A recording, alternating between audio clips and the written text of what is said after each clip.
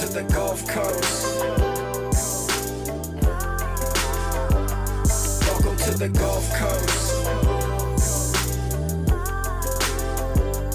Welcome to the Gulf Coast.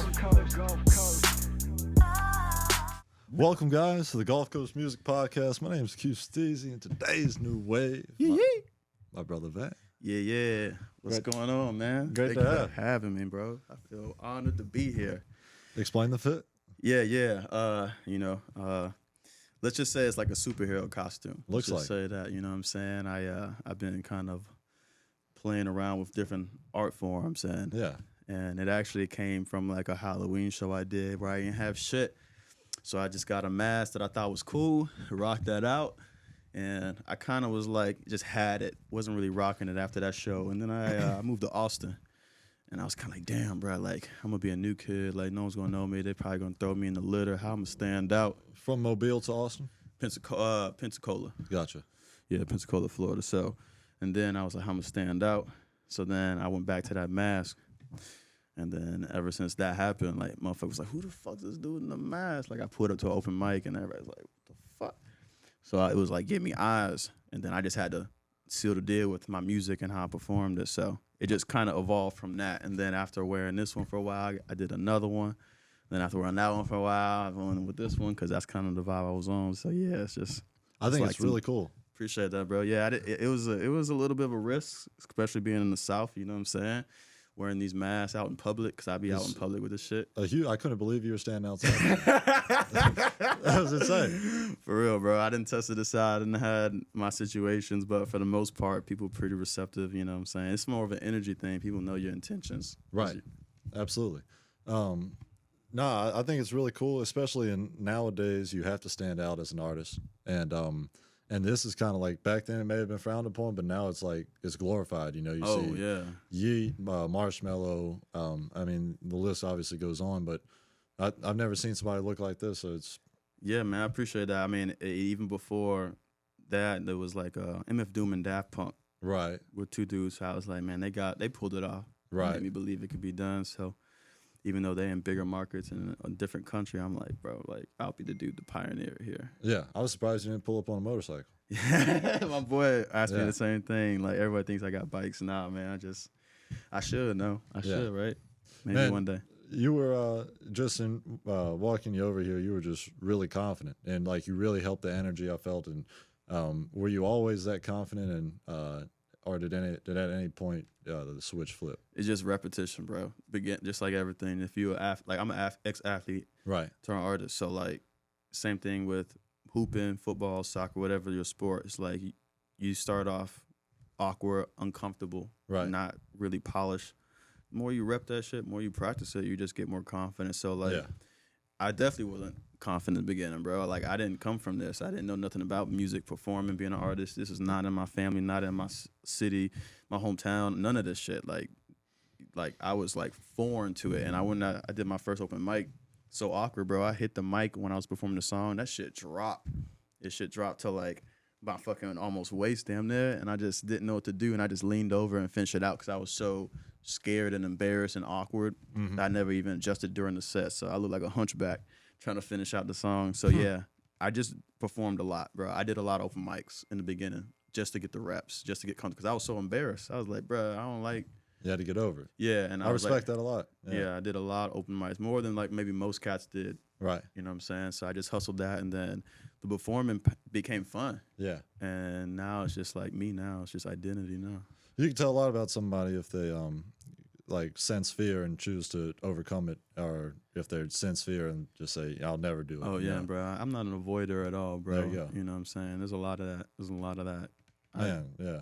I don't think I've ever been comfortable, so I just like make myself internally comfortable, because if I'm internally comfortable, then it's just like it don't matter where I'm at. What are some steps that you use to keep yourself internally comfortable in any uncomfortable environment? I think it's more of just like a gradual evolution. I don't think there's like a cheat code to it. I think if you search for that and looking for like who you are, what you're about, what your purpose is, if you keep searching for that and then you find it, I think that's where you become like home and balanced. And I think I would say the tips are to just find the thing that you feel is most you and be in the place that you feel like is most you.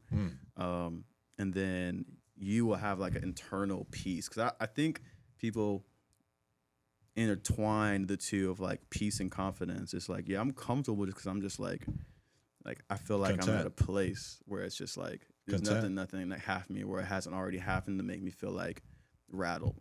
Right, like you're content. Yeah. Like it's just like I've been through enough things Right. where it's just like I can handle whatever comes to me now. That's awesome. That's all. But I feel like at times you definitely have to dive back into the flames just to There's a lot of get those habits back. You know? self work. You know, I mean, I did read books. I did kind of look for this. My whole life was just like progression. Right. You know, that's a big part of me. My music, and I think reflects that too, because it's like it's continuously evolving. Yeah. You know what I'm saying? So I do that. You know, so for sure. That's really cool. Well, you mentioned that you did a lot of open mics. Where were your favorite spots? Oh man, the favorite. Damn, probably. You know, the first favorite was this place called Chizuko. It's out in Pensacola. It was like a open alt bar, like open to like the gay community and all that stuff. So they were like a place that when I was from out of town, so when I was like trying to do music, a lot of places, you know, they'll kind of be like, "Oh, you just another dude from out of town." But they Where are you treat from like originally? Navarre, Florida. It's like a neighboring town of Pensacola. Gotcha, It's just a beach town out there, military community, shit like that. So I'm like a military brat. Okay. Yeah, so that's how I got down here. But yeah, so like Chizuka was the first, but actually in Austin there's a place called Flamingo Cantina. There's an energy in Austin right now that's just like that's really what makes the venue. It's like the people. I heard Austin's a college town. Yeah, so UT, you know what I'm saying? The Longhorns, definitely. That's like the big game because like there's no professional, you know, the Texans, the baseball teams, all of them. They're all in the Dallas and Houston and San Antonio. Right. So Austin just has UT. So yeah, it's definitely got that. But like with Joe Rogan and like Elon and all this migrations from COVID, when people from California were coming to Texas, Austin was like a very open. It was like liberal. Right. So a lot of those people from California, they wanted to go there. Oh. So it was a lot of comedians coming down, a lot of other artists coming down there, just trying to like hop on this energy. So like the crowds there, it's just like people who really were there and appreciate music and live performance. And it's also like, according to them, like live music capital of the world, but maybe the States. But it's got like you know, like they have a lot of live music come through there. A lot of major artists come through there to do shows at the Moody Center and shit. Besides the artist's quality, what makes the live music so good in Austin? Is there I think it's a cultural thing. I think they've been doing that and like making this a flagship. It's one is they have the venues. They have a lot of places where people are playing live music. right? The second is they have an openness. Yeah. So they're very accepting of all types of people. Right. So as an artist, when you're like, man, I want to feel comfortable, people feel comfortable in Austin. Yeah. So I feel like it's those two things. There's places and the culture is accepting. So you can go out there and rock your shit out. And then, you know, maybe some... You know, who knows? Maybe there were some people in Texas back in the day that said, like, you know, they got all this shit and all these other cities, like, we need to have an identity. And they just selected music. Maybe they were musicians. Who knows? You know, I don't know about the history of Austin, but it might have been founded by musicians, to be honest. Yeah, and I don't know much about Austin music either, besides I feel like Big X the Plug is traversed there. But no, that's really cool. Are you planning on staying in Austin, or are you trying to move other places? I like having a spot out here in the Gulf Coast and then also out there. That's kind of the end goal, because I get like that slower pace that like here where you just got that peace and it's, you know, it's not a lot going on. But then you get the activity of like a city, because I'm kind of like an active ass motherfucker. So like I like people. What's your day-to-day like? I work IT, cybersecurity type shit, and then I'm an ex-athlete, so I play ball, I play soccer, I work out. That's pretty regular. And then I do the music shit. So that's like every damn day. So when you mentioned football earlier, was that referring to soccer? No. Oh, okay. I just also like soccer. Oh, I see. So I just do pick up soccer because I'm a low key soccer fan. I fuck with that. I just never played. Pick up soccer. Where do you find it? Man, luck, bro. So like kids I went to church with, I ran into them at like somewhere downtown somewhere, and we reconnected, and he was like, man, we playing soccer. He just told me about it. And I was like, bro, I'm about to pull up.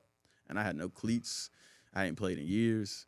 And I played in shoes that almost made me pull my hamstring and shit. But I was having a time of my life, bro. And then I fucking just kept playing. And then I got cleats. Yeah. I've been playing ever since, bro. And that make me feel like fucking Ronaldinho, fucking Kaká out there, bro. Like, I'm like Mbappe. Like, I be fucking sucking, but I've been getting better.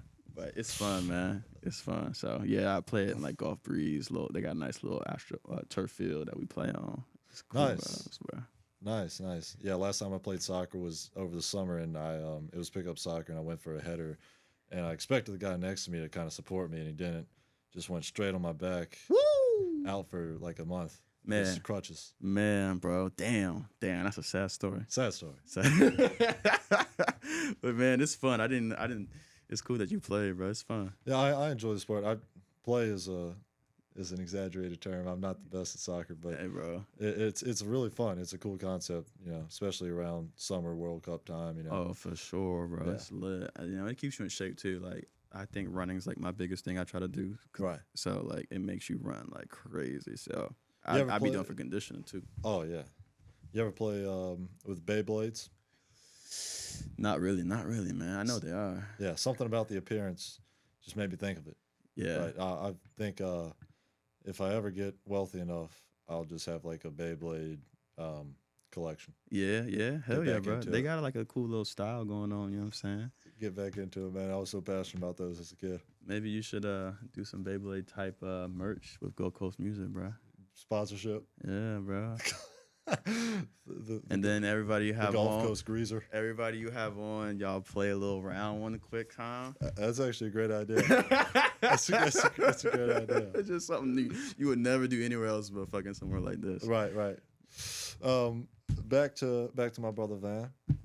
What's the website talking about? You were explaining it before this. Yeah. So like, as an artist, you know what I'm saying, you want to do it for a living, so you need to make money to do that, obviously. Right. So with streaming your music, you know, you don't really get paid much. And it's good for like promoting you and getting you the outreach, but you don't put dollars in your pocket. So having like a direct to consumer type of thing is optimal in my opinion. And that's why I made the website. And the website is just like the one-stop shop for my brother Van. And the clan, so like it's gonna have exclusive music. It'll have some music videos too once I start doing those again. So it'll have music videos, and it'll probably be some exclusive video content in there eventually. But it's fire, man. You know, you go with some music that's exclusive, you can't get anywhere else on there, and then you get merch. So there's links to my merch stores online. Yeah. How often are you putting out new merch? Man, it's I had a decent amount of merch before I had my hiatus, and then when I came back, I just put out this one for the clan because I wanted it's like my community merch. Like everything else is just kind of for me and everyone who wanted to like rock with it. But this stuff is just for like my fans. Like, so it's like everyone wears some shit and it's like we all in the clan, we all turn up, we all enjoy the vibes together. So I want to do something seasonal, like probably maybe like 4 times a year, you know what I'm saying? Let it breathe, you know. I ain't trying to really like. Do you ever lose money on merch? Lose money? I mean, I probably have. In the beginning, you're always going to lose money when you're starting up like a business, which is like what this is. So it's like I've probably made it back. I kind of haven't thought about it that much, you know what I'm saying? Because it's like it's very low. My system is very low entry, so I've probably made money on my online store for sure. What do you mean by your system is really low entry? So like, you know, I got an online store on Amazon for my merch, just to be like transparent. You only have to pay for a graphic. Graphics can be very cheap, $10, $20, $30, depending on what kind of graphic you're doing. And who you buying the graphic from? Someone, you know, it could be local or someone on Fiverr. So some of mine are from a local person, artist in the city I was in, and then some of it was from Fiverr, where I just, hey, dude, I'm going to hire you to do this job for me. They knock it out. Then you put it on the platform, and it don't cost nothing to put it on there. So, like, you only pay for the graphic. That's your only expense. Yeah. You know what I'm saying? I don't have to pay for the store. I don't have to pay for everything that gets made. So, yeah, I've definitely made the money back. But and then the store takes a commission, right? Yeah. So you get like a very small for that convenience where you have very low entry fee costs. And how much does the website cost to keep up?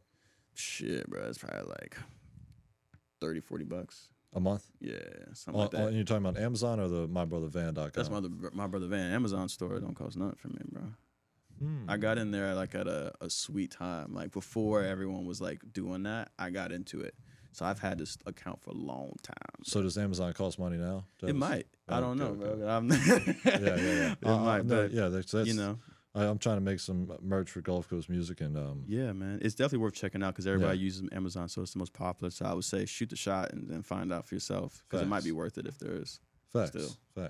And then along with the merch on the page, you were getting into some other stuff. Yeah. So you can just scroll down. You get videos, you get music. You scroll down, you get merch. Scroll down some more, you get beats. So I kind of got like a top 10, top 15 for the beats right now. Actually, the first one got sold. So whatever's on there right now. Where are you selling your beats on? So I just direct to me, bro. Like I'm real one of those guys. Like I just have people message me about it. You know, so you either get on my ELO list because you saw my advertisement about it online. You're like, yeah, I want to get on your list. So I just send people out like 2 packs a month.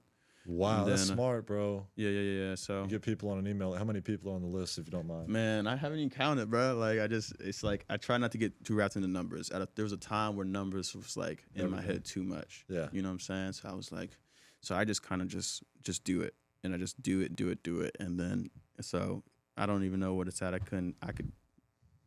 It's over 50. That's what, you know. It's not like a crazy amount. Man. Well, I mean, that's a large clientele to yeah, man. potentially buy some beats from and just have an audience, you know. Yeah, and it's these people. It took time to grow it, and most people I've met in person, to be honest. Yeah, I've been out. When you sell a beat, is it always exclusive or? No, I just make it easy. I do a non-exclusive or exclusive leases. Yeah. So you either do a non-exclusive and then I might sell it to someone else, or you do exclusive and you pay a little more. Yeah. And then it's all yours. You know what I'm saying? So I just keep it boom, boom.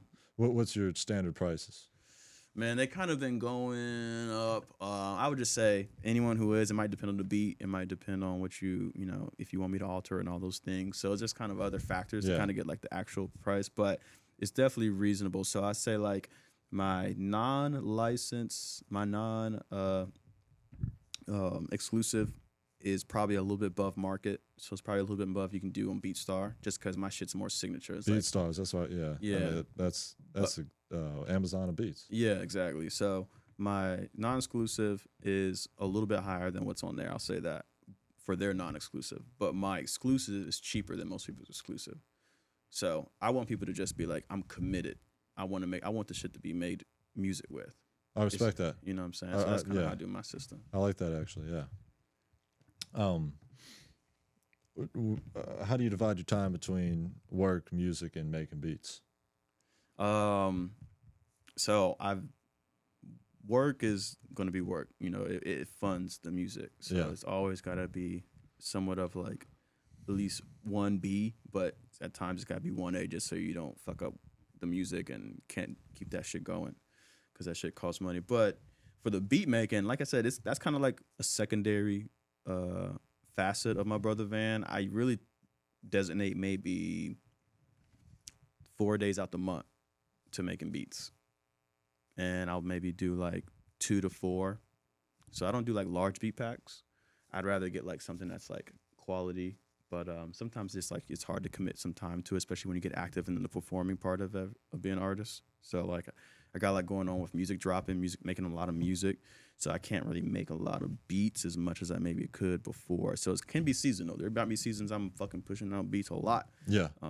You know, before I started performing again, I was pushing out a lot more beats. You know, my packs might be 10 in a pack, 10 to 15. But you know, so when you get busy, you got less time. So they get to be like 4 to 8. You know, they get a little smaller. Do you have to pay taxes on the sale of beats?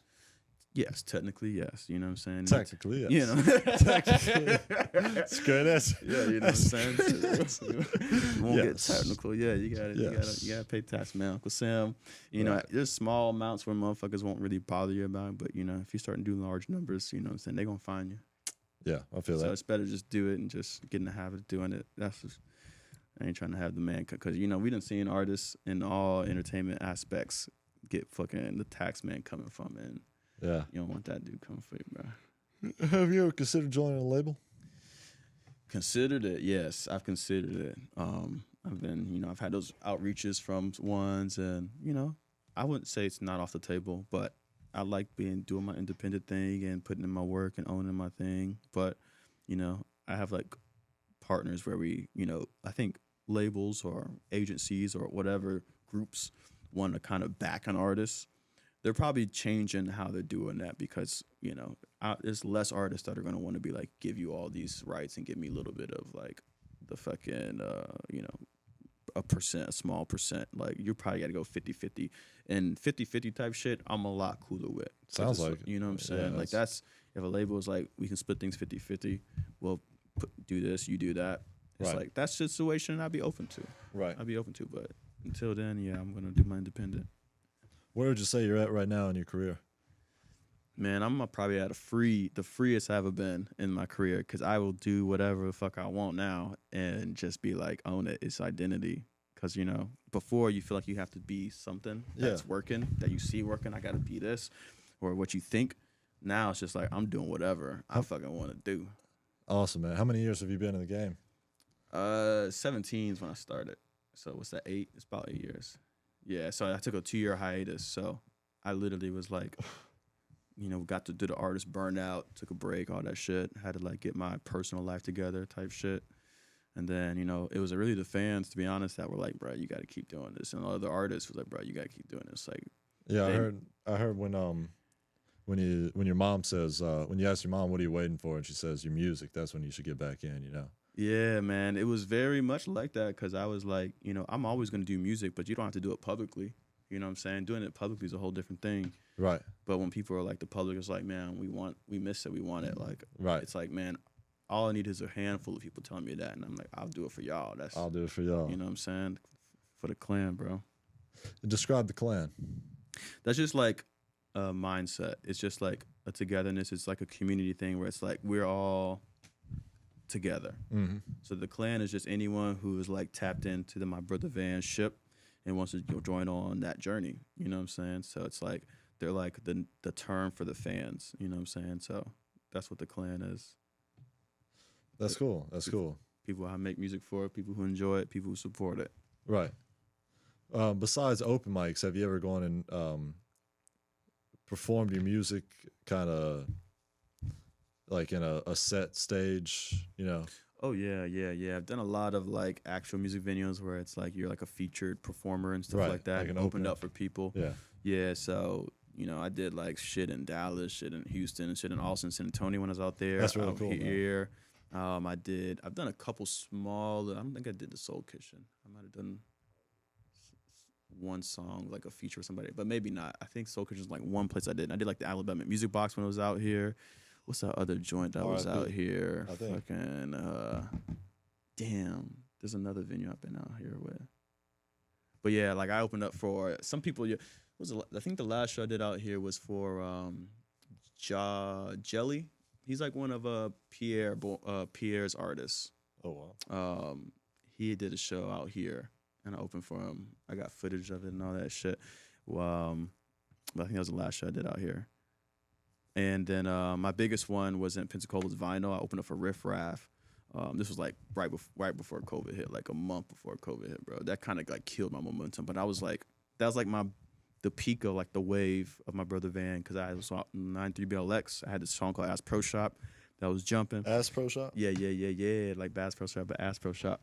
But it was jumping on the radio, and then I made a dope music video, and that shit was doing shit. And then I got the tap to do the opening, and then I killed that shit. So everything was like super up, and then COVID was like, pow. Yeah. Just stopped all that momentum, bro. But And yeah, everybody became a rapper. Yeah. A lot happened, man. A lot of people fell off after that. You know what I'm saying? Just throwing the towel.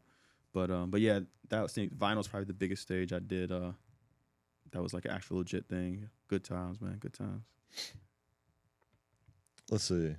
Man, I had a question. I had a guy on last night or the night before that described the Gulf Coast sound as like what you rap about, like maybe being close to the beach and performing and being semi from Pensacola. Did you witness any type of Gulf Coast sound in rap, at least? I feel like there is a sound. It's like not a lot of people are tapping into it because it's like a mix of trap and soul. Oh, wow. I think that's really like the Gulf Coast sound because we have like the never heard soul that of the before. South, Right. but the trap element of it. And then this is just because, the Gulf Coast is it's beachy. There's a lot of beachy, but the inland, I think the beach culture is pretty big in the Gulf Coast in general. Sure. I don't know how people in Mobile are like, how big they are or how many often they go to it, but there's like a reggae or island beachy sound too. Like the bands on the coast, they play that kind of sound a little bit. Yeah. You know, like Sublime and Red Hot Chili Peppers and shit like that. Jimmy Buffett. You know what I'm saying? Yeah, yeah, Shit yeah. like that. It's like a hybrid of those three. I think that's really the sound. I think that's like the sound that's going to really be the face because I think it reflects the culture the most. Like other things just reflect pockets, but if you can do all that together, it's like I think that's what's going to happen. A trap soul, Red Hot Chili Peppers. Yeah. It's gonna be super hybrid because we Yeah. get so many like transplants and shit. No, You know what I I'm think saying? that's actually a great way of describing it, just from the way that guy was pointing it out. Yeah, that's it's fitting for coast drives as well. You know. Oh It's- yeah, bro. The commutes we do down here, it's like. But yeah, man, that's just my opinion. That's just one guy's opinion. Yeah, absolutely. Let's see. What's I didn't get a chance to check your discography, but what's your projects like? It's like 50-50, man. So like I actually do a lot more singles, especially now. I've been doing a lot of singles, but my projects were kind of more experimental. There's like 4 of them. My Brother Van Made This, Big Fish, Little Pond, Bipolar, and then episode 1, and then episode 2. Okay, I and did see episode that. 3. I thought those are actually shows. Oh yeah. So that's one of the things. My homie said the same thing. So I do like a Okay. web series right now that just started this year. Those are episodes. So those are actual shows that do say episode in the titles. But the episodes are just like it's like an anime arc. It's just like Yeah. another show in the journey of My Brother Van. So that's kind of why they're called episodes. So yeah, there's 3 of those. So it's like 6 projects. 6 projects, then a bunch of singles. Have you bunch of dropped singles. anything in 2025? Did I drop like 20 something? Hold on, let me count. There's like 7 from the project, and I think I've done 4 singles. So, Damn, you've been working, boy. bro. I'm about to be like, who's the guy who put out a lot of music? Zay the Bull. Boom. I'm like probably gonna drop out more music than any other artist. You know on Zay the Gulf Bull? Coast. No. Oh, okay, gotcha. No, he's from Mobile, and he's like drops like 5 albums a year. Yeah. But hey, some people can do it, some people don't. You can do it whatever way you want. But I'm like 2 singles a month. That's where I'm at right now. So I respect that. That's a good number. and then I'll probably do like a project every season. So it's probably like 4 episode projects that come out, little EPs. Yeah. Cause I got a lot of shit, bro. So I got too much shit, and I'm like, I'm not gonna sit on this shit no more. I'm just gonna fucking drop it. Fuck it. How do you have so many songs from the 2-year hiatus, or just you just? Just in general. So It's like just easy to record? I got my home studio. I've always done my own engineering, my own beat making, and my own recording myself. So Wow. since day one, I invested like $300 or some shit and got the interface, got the laptop, got the mic, boom, boom, boom. So Well, like, that's more than 300. yeah. Well, back when I did it, I got cheap shit too. So and I had a guy who worked at the music store, who, so it's like, Yeah. when you don't got a lot of money, bro, you fucking find a way to make shit happen at the most you're willing to, like the cheapest you can do it. Yeah. So, and some funny thing is, like, a lot of that shit I still use. One of my models with My Brother Van is doing more with less. So it's like I like showing people you can do a lot with just very Right. little. It's just really about you. Even like the content I put out on my gram and the web series, all that shot with my phone, bro. So like I use very little production equipment to do My Brother Van, and so yeah, when you're in a room and you're just kind of working shit out, I got too much music in my head, bro. There would be more music if I could make it. I'm kind of limited because I can only make a certain amount or certain styles. But yeah, like it's just accumulation of just trying to get better. Like I said, repetition. This is why I can be like confidently do things because it's like I've been hours, just thousands of hours for real. No, it's great, man.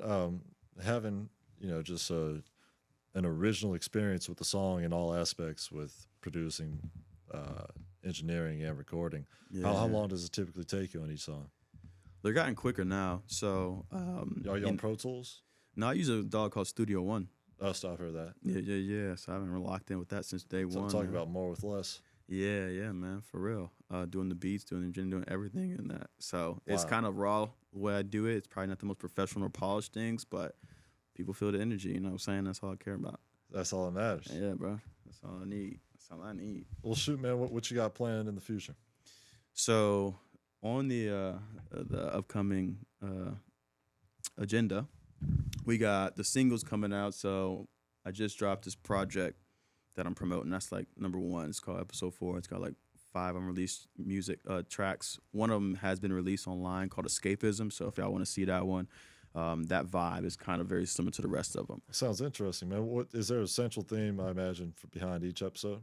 They some of them. Yeah. Most of them do have a central theme. Right. The last one, like episode 3 that I did in January, that was just more me getting back into it. So it was a little bit more of a mixed bag. But this one is like very moody. The one before, number 2, was like cyberpunk. So it kind of had a little bit of a sound that was all like a little bit more, cyberpunky. But and then the first one, that one's really a raw version of episode 2. So it was like me trying to experiment and trying to learn cyberpunk. Yeah, and then That's I cool. doubled down into it with that. So, but yeah, this one's kind of more of a moody thing. It's kind of just like, it's not like a party shit. It's Right. more just like whatever mood I'm kind of giving off, like a fuck it, I'm fucking like getting to it type mood, like Yeah. just locked into some shit. Facts. How many people are on your team? Man, it's mostly me. You know, I got like this year, and this is one of the things I would kind of want a preference. I did so much shit by myself. That's how I got burned out the first time run I did this. Yeah. And a lot of people who get into it, they got the passion and they try to wear all the hats, bro, and it gets crazy. Right. It gets crazy after some years, bro.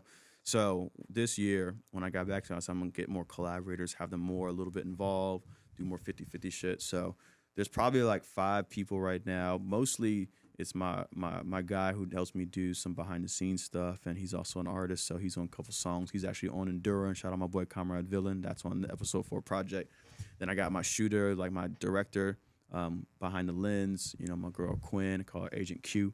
But that's cool, like man. that's like a everyday team, my brother Van, and then we got some, you know, people who are kind of like, you know, part time, who are also on that. You know what I'm saying? My girl Hippie Cowgirl.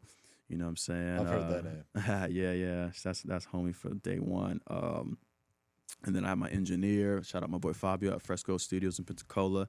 He's the one who really helped me get my sound to like the next level. So he's like the first engineer I ever started working with. Because I was like, do you know Dusty DeLuna? oh yeah, bro. That's who was shouting out the Gulf Coast sound, and I think he mentioned Fabio. Yeah, man. So we're like, yeah, all 3 of us have like, we're like bros, bro. So Dusty, That's cool. I did a show for 5 last year when he kind of got me back into music, to be honest. He wanted me to perform at some private shit, and Dusty was DJing. Yeah. So that's how I first met Dusty. Dusty first met me. He like, bro, I fuck with your sound, bro. You fucking doing a lot more than most of these cats. So we got real close from just chopping it up. And then, you know, I did a show for him at the Handlebar, which is crazy because, like, he's doing another show next Friday at the Handlebar, and I'll be performing there.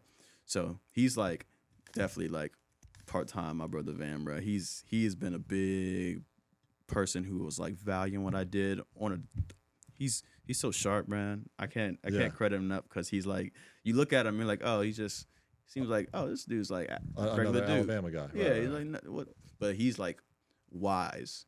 He's a wise dude, man. He sees shit, especially in the music game. He sees people's energies. He sees like their value. He sees the people who are really like half-assing, and he's like, he has good discernment. That's great. Yeah, man. So Dusty's my guy, bro. Dusty's my guy. Shout Shout out out to Fried Green Records. Dusty paid double the fee to do the podcast so that he could cover the next person that couldn't afford it.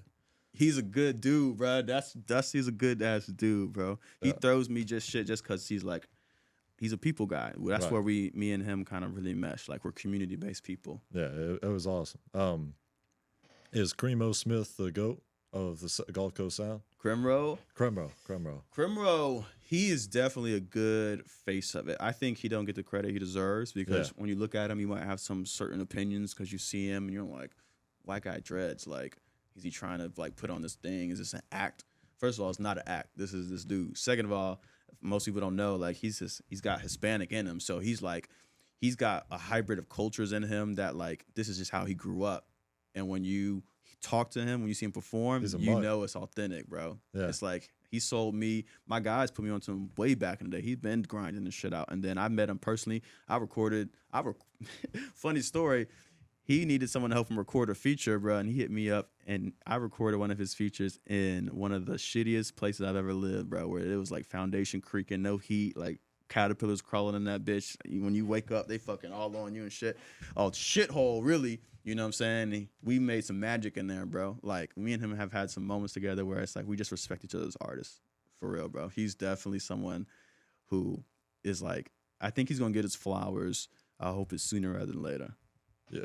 Sounds like you're on Creme Row. Yeah. He has some dope merch too, bro. He's real sharp, bro. Like, y'all need to tap into him for sure, man.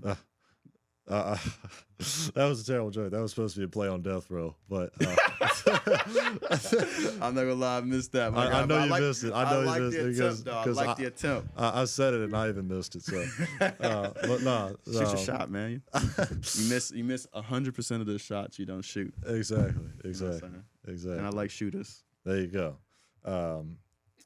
When you were at South Alabama playing football, what was that experience like? And when you were making music at that time? Nah, not making music, just consuming that shit. And actually, that was a really rough time, you know what I'm saying? Because I actually was like a little bit of like a high school football star. And then I went and, to be frank, I was a hooper. Right. Football was just something I just fell into and was good at, to be honest. So I had no real vision, no plan, just a lot of like, man, I'm just going to do it and figure it out. I didn't have like someone around me who was like schooling me and guiding me. It was just me and my mom's little brother. So like I went to another school in Birmingham called Birmingham Southern, like D3, just because they really wanted me and they was like, you can play. Yeah. Super sad. I went up there last year and found that shit out. I was like, damn, bro. We got some Panthers. We got some rescue students from there. So. Oh, for real? Yeah. So some of them came over here and transferred. Yeah, man. Tragic, man. But it is what it is. So yeah, I was there, and then my head coach, left us and went to South and took that job because he's a Mobile native. Shout out Joey Jones.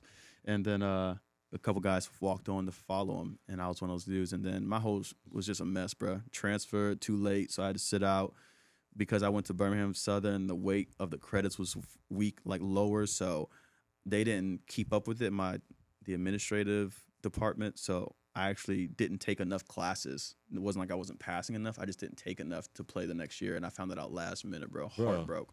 Doing all the shit, doing everything. I mean, shout out to the administrators, but sometimes they fuck you like that, bro. Yeah, bro. And there was a lot of people, and it was new. It was like the first years they were starting the program, so it was like a lot was going on. And, it's just I was one of those kids who slipped through the cracks. Right. And, that halted me actually getting, like, consideration to get, like, the real playing time I was looking forward to.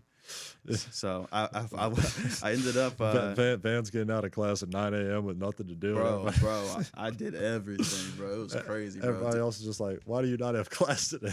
Man, I'm telling you, bro, it was such a struggle to like be a full-time student, do all the workouts, all the practices, get your ass beat, and not even get the games. Oof. And then like the finances, because you walked on, you gotta fucking be like, oh dog, like what am I doing, bro? This is gonna be, you know what I'm saying? It was like real shit. So my senior year, I did earn a scholarship, so that helped out a lot. But yeah, It didn't really turn out. You know what I'm saying? I didn't become what I thought I could. Earning a scholarship at South must have been awesome, bro. You must have been cold. It was an emotional moment, bro, because my coach came to me and was like, bro, we almost cut you, right? And I was like, you know what? I had a feeling, but he said, but you just kept getting better. Right. It's the progression thing, bro. It's like when Adidas signed Kanye. They're just like, I know everybody calls you crazy. Yeah. We're going to, they eventually, parted ways again, but, give him a shot. Yeah, man, that's a messy situation, but yeah, man, like if you put your mind towards anything, keep getting better at it. You know what I'm saying? That's what you should put all your energy towards, not like the other things, because you never know who's watching. You know what I'm saying? I didn't know the coaches and them were really valuing me being like a guy who was putting in the work, trying to get better, doing all the right things, type shit. Because I was my freshman year, I was a knucklehead, but I cleaned up my act and I was taking care of business. So. Yeah, it was a very emotional moment because I get to tell my mom like we ain't got to worry about that last year, bro. Like I took care of that with my hard work. So cybersecurity type shit. Yeah. I mean, it was cool, bro. It was cool. But nice, brother. Well, yeah, I'm looking forward to the 2 singles a month. And, yeah. There's gonna be some stuff for the ladies coming up, bro. Sheesh. That's kind of what episodes 5 got some romance in it. Yeah, man. I think I've been getting some female energy around me since I've been coming back outside and doing shit. So like I'm gonna make something for the female fans because most of my fans are just dudes who like to turn up, get lit, like Yeah. you know what I'm saying. So it's like I would give girls you look forward the to the show world. every now and then. They're like, man, you ain't got nothing for me. Like Kanye, you got all these fast songs. You know, like a slow jams from him and Jamie Yeah. Foxx. If y'all know that song. It's that same energy. That's how my great mind pull. is. It's like, you know, it's like let's make something for them so they can get down with us too. Facts. Well, I know they're looking forward to it. I'm looking forward to it. And yeah, where can people find you at? Yeah, so I always want people to go to MyBrothaVan.com to get tapped in with that. On IG is where I'm. I like how on the website you got tap in below and Yeah, like you put your contact information. Yeah, That's smart. yeah, man. You can holler at me about anything, whether it's shows, whether it's like features, Right. whether you want to buy a beat or you just want to be like, yo, bro, send me some love, bro. I'll take all of it. Yeah. You know, I'm on all the platforms. So if you want the full discography, you know, Apple Music, Spotify, you know what I'm saying? I got only a little bit on SoundCloud for everyone who's on SoundCloud heavy. Like, I'm sorry, I don't got a lot of shit on there. Sorry. I put 2 tracks on there recently just because I had some people like, man, what's up, man? I need someone. I'm like, I got you, bro. But you only getting this. And then, you know what I'm saying? IG, if anybody wants to talk to me directly outside of going through the website, you can just hit me up on there. That's probably the one I'm most like connected to. I don't talk about, you know, shit like this. I tap in with people that tap in with me there. So yeah, man, come to a show next Friday, Handlebar in Pensacola. We're gonna be turning that bitch up, and then I'll see you there actually.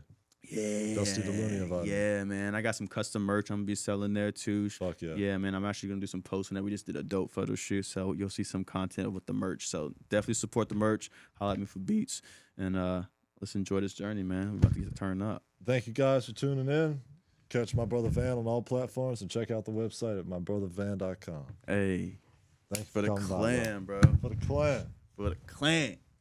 Welcome to the Gulf Coast. Welcome to the Gulf Coast. Welcome to the Gulf Coast.